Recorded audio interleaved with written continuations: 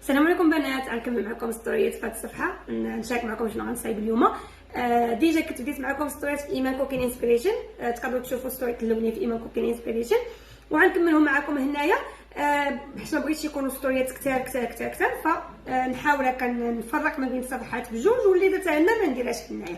المهم البنات اليوم بغيت نشارك معكم شنو غادا نصايب في الترموميكس، واكثر الحوايج اللي غنصايب غنعتمد عليها في كوكايدو. غالبا كنشارك معكم هكا وصفات بالترموميكس، يعني اللي دايرهم انا وصفات اللي دايرهم انا راه كنشارك معكم في اليوتيوب في الفيديوهات، ولكن نحاول نبقى نشارك معكم حتى بكوكايدو لانه بزاف كيبغيو هكا افكار ديال الوصفات ديال كوكايدو، لانه ما شاء الله راه اكثر من 100,000 وصفه كتحيروا ما كتعرفوش باش تبدا. ولكن ملي كتعرفوا مثلا شي وحده جربت هذه ولا هذه كتعطيكم فكره ديال هذه ولا هذه كتشجعوا اكثر. كما كتلاحظوا عندي هنايا هاد الحمات هادو شكل ديال بحال الكوتليت، هادو ماشي بحال كوتليت ديال البقري. بغيت نديرهم بواحد الصوص سميتها تيكا اللي كتجي زوينه بزاف من الوصفات ديال كوكايدو اللي ساهله وزوينه وكتعطي واحد المذاق. كنت شحال هذه ماشي رمضان اللي فات، رمضان اللي قبل منه كنت درتها وريت لكم في ستوري، بزاف الناس كانوا حماقوا عليها الوصفه في كوكايدو. وكذلك عندي هنايا البروكولي وعندي سبراوت بجوجهم بغيت ندير لهم صوتي في الترموميكس. كاينين وصفات اللي ديالهم باش كتسوطيهم في الترموميكس. ان شاء الله كلشي غادا نوريه لكم من بعد. غير بغيت نوريكم هنا انا البروكولي والسبراوت دخلت الوصفه عبرت شحال طالبين ليا من كل حاجه، وخويت عليهم الماء والملح والخل باش كيتغسلوا مزيان. ولا كانت شي هكا شي حاجه ديال شي ديدان صغيره ولا شي حاجه كتحيد وكتموت وكيتنقاو مزيان صافي. ملي نحتاجهم غادا نصفيهم وغادا نستخدمهم. عندي هنايا الروز بغيت نطيبو روز ديال البسماتي، هذاك البسماتي اللي كيكون بيض. مهم بالنسبه للروز البنات كاين جوج الانواع بصفه عامه، سواء بسماتي سواء الروز العادي. كيكون الروز اللي كيكون بيض الحبه ديالو بيضاء كيكون دغيا كيطيب، والروز اللي كيكون باربورد كيكون الحبه ديالو صفراء هذاك كيصبر الطياب. وهذاك مزيان بزاف الناس اللي كيكونوا مبتدئين وما كيعرفوش يطيبوا الروز ودغيا كيتعجل لهم، هذاك كيكون ساهل. هذا البيض هذا كيكون شويه صعيب. خلاص الا كنتي غادا طيبيه بلا ترموميكس، هو بالترموميكس حتى حاجه ما صعيبه، لانه الطريقه باش كطيبي في الترموميكس هذا ما كيتعجل لك لا هذا لا الاخر. خاصك عاد تعرفي الوقت بيناتهم في الطياب ديالهم. دائما الروز قبل ما طيبوه ضروري ضروري ضروري خاصو يتغسل ويتنقع باش كتنقص منه داك الماده اللي كتعطي واحد الريحه في شي شكل، وكذلك واحد البنه بشي شكل هكا كيجي خفيف وكيجي بنين كثر. ضروري خاصو يتغسل. باش تغسلوا الروز في الترموميكس كتعبروا 350 غرام، عندكم 50 غرام حتى 350 غرام، ما كتفوتوش 350 غرام. الا بغيتو طيبوا الروز في الشكل مكتمل الطياب في الترموميكس كتغويو عليه الماء حتى كيعمر. كما كتلاحظوا كيعمر كامل. من بعد كتردوه، يعني كتبداو به هو الاول حتى من بعد وكتخدموا به. خلاص الا كان عندكم جوج كيسان، يعني كاس عاد تريروا فيه الروز وكاس عاد طيبوا فيه، من بعد كتردوه في الترموميكس وكديروا ليه واحد 10 دقائق هكاك حتى ل 20 دقيقه. المهم 10 دقائق صراحه كافيه، 50 سيلسيوس، وديروا سرعه واحد كيكون في الشبكه البنات. ها هي الشوم الروز كتكونوا دايرينه في الشبكه صافي. من بعد ما كيسالي كتحطوه على جنب، كتخليو هذاك الروز مراقد في هذاك الماء بحال كتدفيه، يعني كي دغيا كيطلق هذاك الماده ديال الزرنيخ ديالو صافي. ملي كتبغيو تستعملوه كتشلوه وكتحيدوه من هذاك الماء وكتردوه يطيب بالطريقه اللي كيطيب بها الروز.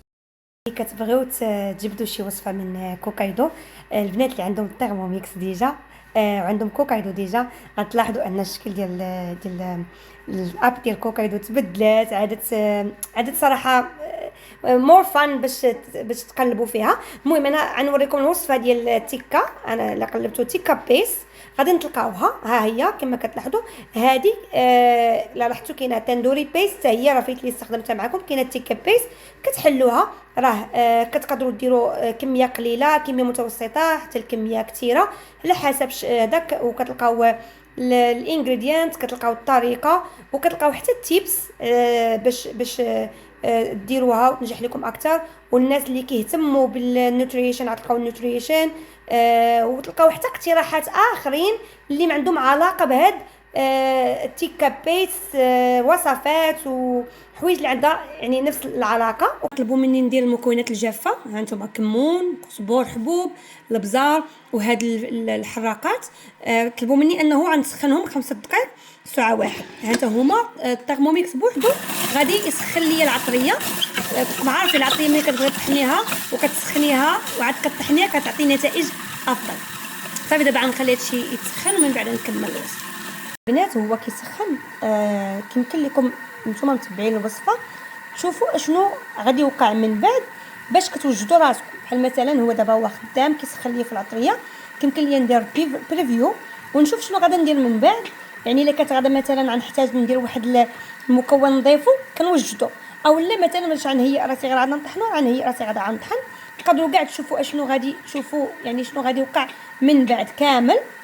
تقدروا كذلك تمشيو لهذا ريسيبي ديتايلز وتشوفوا داك الريسيبي مثلا شنو مثلا تيبس، مثلا تشوفوا التيبس اولا قالك شوفوا التيبس، كتقدروا تدخلوا التيبس وتشوفوا التيبس.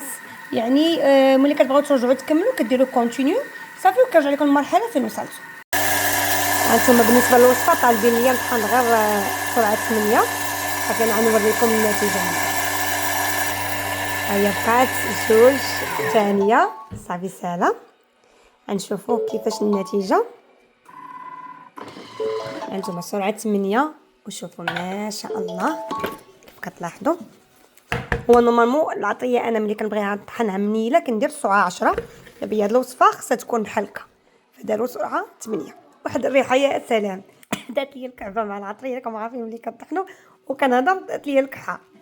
هانتوما ما شاء الله ما شاء الله. حتى لا ريحه على ريحه على ريحه كتحمقني انا ريحه العطريه ملي كطحنيها هكاني على يدك وتشميها يا سلام. شوفوا هانتوما هذه غير سرعه 8. الا بغيتوها منيله اكثر من هكا نورمالمون ملي كنطحنوا العطريه ديالنا بغيتيها منيله اكثر من هكا كديروا سرعه 10 كتنيل لكم اكثر من هكا. ولكن هي وصفه كتبغي تكون هكا، الوصفه ديال هاد الوصفه هذه كتبغي تكون هكا. المهم من بعد ما طحنوا العطريه طلبوا لي نضيف الربيع. طلبوا لي القزبر. صراحه ما عنديش انا القزبر فدرت ما عنديش كامل الكميه طلبوا فدرتها قزبر ومعدنوس. هو نورمالمون في المطبخ الهندي كطيبوا بالقزبر كثر، يعني هما عندهم القزبر اللي كطيبوا به سواء حبوب سواء ورقيات. طلبوا لي الثومه وطلبوا لي سكنجبير عرق. انا بالنسبه لسكنجبير عرق ديجا شاركت واحد الفيديو في الصفحه ديال موميكس ماستر كيفاش انا كنطحنو. كتقدروا تقشروه في الترموميكس وتطحنوه في الترموميكس وكنجمدوا على هذا الشكل بحيث كندير به اتاي وكندير في المجمد بهذا الشكل هذا. فكناخذوا انا بالكثره يعني عرق وكندير ليه هكا. كيبقى كينفعني حتى في هذه الوصفات اللي كيطلب ليا سكنجبير عرق كنديروا بحال هكا. هذا راه سكنجبير فريش صافي وكنستعملوا. دابا في المرحله الموليه يطلبوا لي غادي يطحنوا هذا الشيء كامل على الشكل ديال بيست. نتوما البنات باش غادا نطحن على الشكل ديال بيست انا عارفه عندي سكنجبير عرق تما اللي مجمد فما غاداش نمشي للسرعه 10 نيشان، غادا نمشي للسرعه 5 هي الاولى حتى يبدا خدام هكا شويه. عاد عندي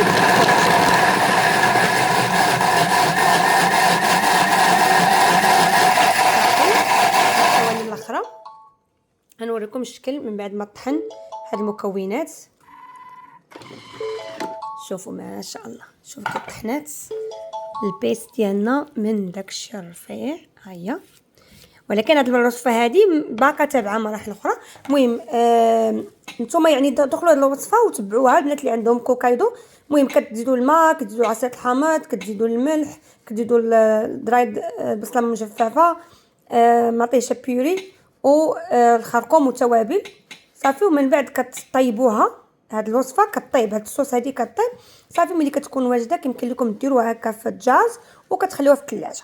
الصوص هاد تيكا مسالا كتطلب انها طيب وكدار في الجاز. المهم دابا خليتها كطيب. المهم البنات فيما كندير معكم هكا ستوري وانا كنهضر معكم واقفه هكا ضروري كيجيوني ميساجات كيقولوا لي ايمان ضعفيتي اشنو هو السر ديالك. ايمان ضعفيتي اشنو هو السر ديالك؟ كنجاوب كنقول لهم السر الوحيد هو انني محيده الحليب من القهوه. حيدت الحليب من القهوه هذا هو السر الوحيد. لانه انا النظام الغذائي ديالي دائما هو يعني كتفايت ليا درت الريجيم وكتبارطاجيتو.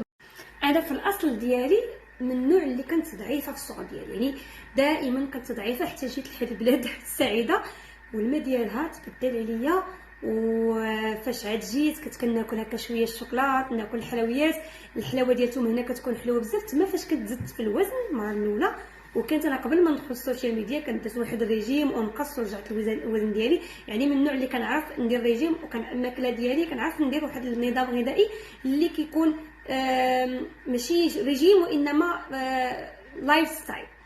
وكنت من بعد ما ولدت عاوتاني ولادي الثاني والثالث كنت عاوتاني رجعت عاوتاني يعني كنخربق، وكنت عاوتاني غلاديت. هي فاش كانت عندي قناه ديال ايمان ارتيزان اللي كنت كندير فيها فلوغات، وكنت عاوتاني غلاديت في واحد الفتره، وكنت درت ريجيم ونقصت عاوتاني، وكنت بارطاجيت معكم هذاك الريجيم شنو هو الحوايج ديالو اللي انا دائما كنديرو. المهم فاش كندرت هذاك الريجيم يعني كنشارك معكم يعني الاساسيات ديال الريجيم اللي كنديرو اللي دائما انا كنعتمدو. واصلا هو لايف ستايل بالنسبه ليا هو انه انا محيد السكر، يعني ما كناكلش سكريات بزاف، وحتى درت السكر كندير المونك شوغر، واحد من النوع ديال السكر اللي كيكون ما فيهش الكالوريز، ما فيهش الكربوهيدرات، وهو نوع نباتي ماشي هذاك الكيماوي. وكنت يعني ناقصه الكربوهيدرات بزاف، كنقص الكربوهيدرات بزاف، كنعتمد على البروتين، كنعتمد هكا على الخضر، يعني بحال شكل الريجيم ديال لو كارب. يعني كنعتمد على اللو كارب ماشي الكيتو، لان الكيتو كتعتمد كنقصوا الكربوهيدرات بزاف، انا كنقصهم غير بحال شكل متوازن. يعني كنبقى ناكل الخبز، كنبقى ناكل شحال من حاجه، ولكن بشكل قليل، يعني بشكل متوازن. وكنت فعلا يعني نقصت في الوزن، وكنت بارطاجيت معكم نقص في الوزن، ولكن من بعد رجعت. يعني ما رجعت القهوه بالحليب عاوتاني. يعني تقريبا واحد الفتره كاع كنت بليت بها، كنشربها في الصباح في نص النهار، بعض المرات 3 مرات في النهار، لان داك لاطي كان بحال البليه بالنسبه ليا.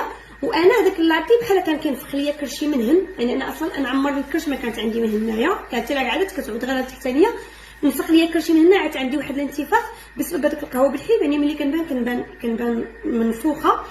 وواخا انه انا يعني كندير هكا المعجنات، كندير الحلويات، ولكن بشكل قليل. انا لا لاحظتوا في الطياب ديالي وفي الفيديوهات اللي كنشارك معكم اكثر كتلقاوني انا كنركز على الاكل. يعني كنحاول ندير اطباق رئيسيه هكا، اطباق جانبيه ما كتلاحظوا انه ما كنديرش انا الكيكس بزاف والحلويات بزاف، حيت لا انا لا ولادي ما عندناش مع الكيك. ولكن مره ضروري كندير هكا شي كيكه ولا شي حاجه مره، ولكن ماشي في حوايج الحاجات اليوميه اللي كناكلها اللي عاد تقدر تسبب لي في زياده الوزن. واحد الفتره كانت جاتني صعيبه انني نحبس هذاك القهوه بالحليب، واخا انا زعما تبعت نظام لو كارب ديالي بقيت، ولكن كنت باقا كنشرب هذاك القهوه بالحليب، وكنلقى ما كتكونش النتائج. تقدر تبان لي نتائج في الميزان، ولكن ما كتبانش ليا في الجسم ديالي، ما كتظهرش على الجسم ديالي انه كنت بحال نافخني هذاك الحليب. حتى سبحان الله واحد الفتره عاد كنحس بان هذاك بحال عاد كضرني بحال المعده. من بين المشاكل اللي كانت وقعت لي عقلت عاودت لكم في السويد فاش كانت جاتني واحد الحاله ديال كانت هي المعده، كانت هذيك بسبب نيت الحليب كنظن الله اعلم. ف ملي انايا يعني مشيت لسريلانكا كانت ما بقاتش عندي ما عنديش داك الماكينه اللي كندير فيها قهوه بالحليب لاطي، فعاد كنشرب قهوه عاديه بلا حليب. عنده في هذاك المده ديال الشهر الاول في سريلانكا كنشرب قهوه سريلانكان كوفي، كتكون هكا بالعطريه، كنشربها قهوه فقط ما كيكونش فيها الحليب. فسبحان الله لاحظت البنات وهادي جاو المهم الناس ما عرفتش الصداع ما تسولش عليه. المهم قلت لكم فاش كنت في سريلانكا حسيت بهذاك الاعراض، ما بقيتش كنشرب قهوه بالحليب، حسيت بهذاك الاعراض ما بقاوش. فاش جيت السيمانه الاولى فاش عاد كنشرب عاوتاني قهوه لاطي رجعوا لي عاوتاني.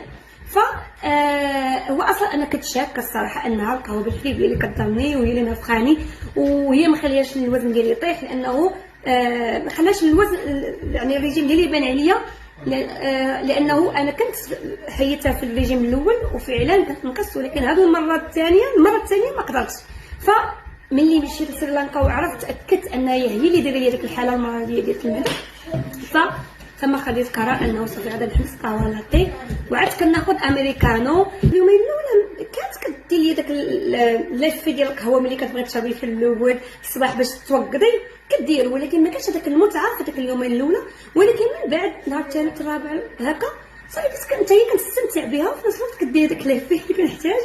وممكن لانه ملي كنشربها بوحدها قهوه بوحدها ممكن حتى هي عندها تاثير انها زادت عاونت انه نقص في الوزن، خصوصا من ناحيه الكرش، يعني تفشت ليا لانه ما بقيتش كناخذها بالحليب. اما يعني هذا هو التغيير الحقيقي، لانه في الحق في الاصل ديالي انا اللايف ستايل ديالي في الماكله ديالي يعني انا دائما ما كناكلش السكر بزاف، ما كنديرش حلويات بزاف، ما كنصايبش الكيكس بزاف، كنعتمد على الطياب اللي كيكون فيها كبروتين، اللي كيكون فيها كشويه الخضار، حتى ملي كناكل هكا الخبز اولا كناكل الرز كناكل كميات قليله، يعني شي حاجه اللي انا ديجا كنديرها حتى قبل، ولكن اللي تغير هو القهوه. نرجعوا للشيوات.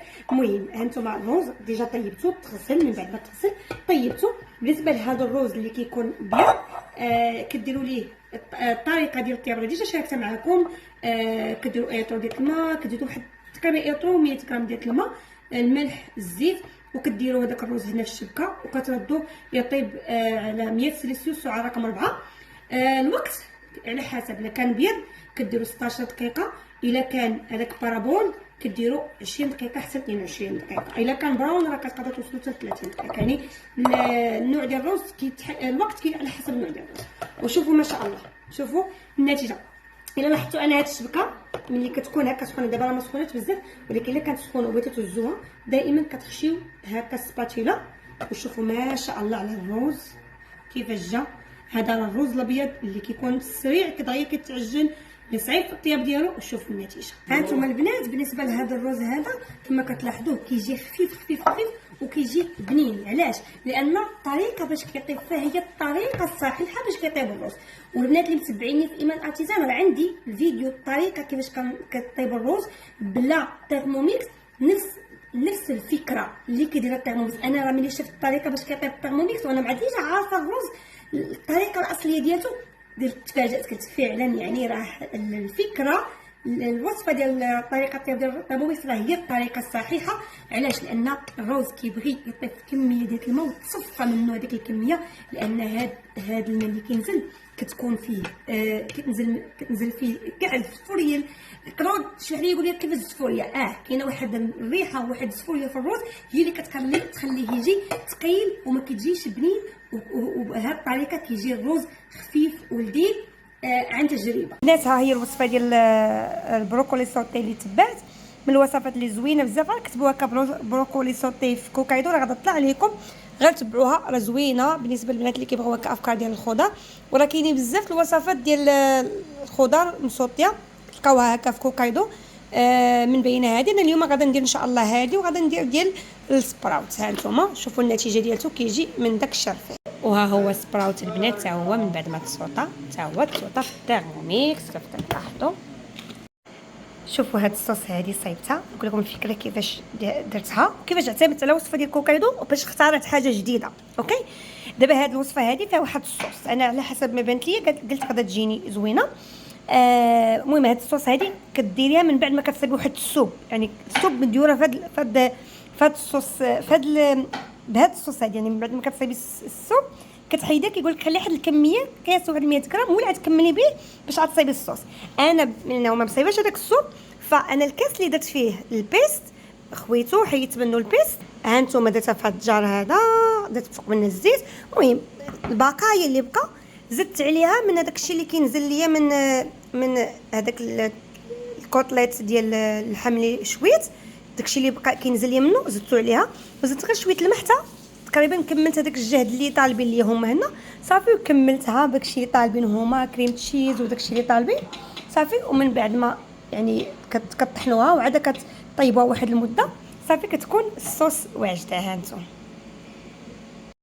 بنات، ها نتوما من بعد ما شويت هذاك الكوتليت هنا درت الاناناس، رشيت عليه شويه القرفات، هو غادي نشويه غادي نقدمو معاه كيجي معاه زوين كيتماشى بزاف.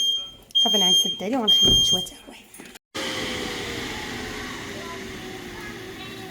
ثم هذا الاناناس حتى هو من بعد ما تشوى غادي نحطوه هكايا. شوفوا ما شاء الله اناناس كيتماشى مع الشوا. حتى اللي كنتو مثلا دايرين الباربيكيو و يعني ديروا الاناناس من بعد ما تكملوا الشوا شويوه كيجي زوين بزاف. ها نتوما صافي هذا هو الطبق ديالو. شوفوا الكوتليت غنوريكم، ها نتوما شو ها هو كيجي طايب زوين بزاف. نحط عليه هكا صافي، وغادي ندير هكا واحد شويه ديال الربيع صافي. وها هو الطبق ديالي شد. قالت لنا البرانش ماناجر هذاك المسؤول الكبير قال لهم خاصنا نعودوا نقولوا كوكيدو، لانها في الاصل كوكيدو، لاننا هنا في امريكا كلشي كيقول كوكايدو، قال لك هي راه كوكيدو، نحاولوا نعودوا نقولوا كوكيدو. المهم هانتوما الولاد الطبق ديالنا وجد.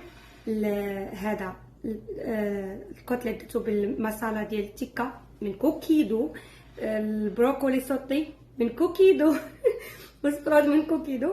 هاد الاناناس راه شارك معكم الفكره ديالو، وهاد الصوص هادي شارك معكم الفكره كيفاش تصايبتها حتى هي من خلال وصفه من كوكيدو.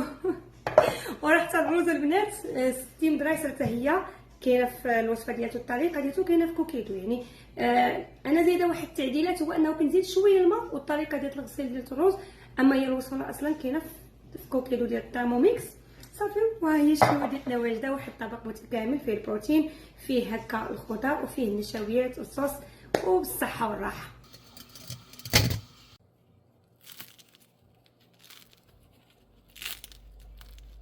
شفتوا هاد الميني باغيت شحال كيشهي. اكيد عتكونوا بغيتوا الوصفه.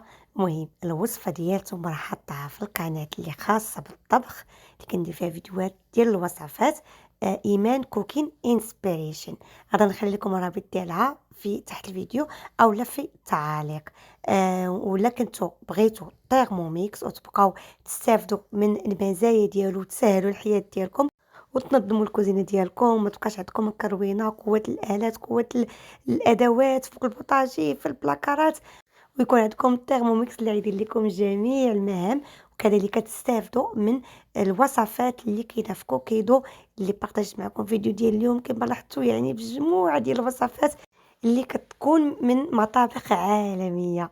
عندكم الحل في الترموميكس. تواصلوا معايا نساعدكم تاخذوه، سواء بغيتو تاخذوه سواء بغيتو تنضموا للفريق ديالي وتربحوه فابور او تاخذوا ديسكونتد. مرحبا والف مرحبا، غتواصلوا معايا غنكون سعيده باش نعاونكم. وسيروا القناه ديال ايمان كوكين انسبيريشن الا بغيتوا الوصفه ديال هاد الباكيت وديال هاد الساندويتشات. بغيتوا المنتجات ديال انترفود كورب غنخلي لكم المعلومات ديالهم ديال الانستغرام تحت الفيديو باش تواصلوا معهم ويوريكم فين تقدروا تلقاو المنتجات ديالهم في الولايات ديالكم. دابا بقى لي غنقول لكم السلام عليكم في امان الله وشكرا جزيلا لكم.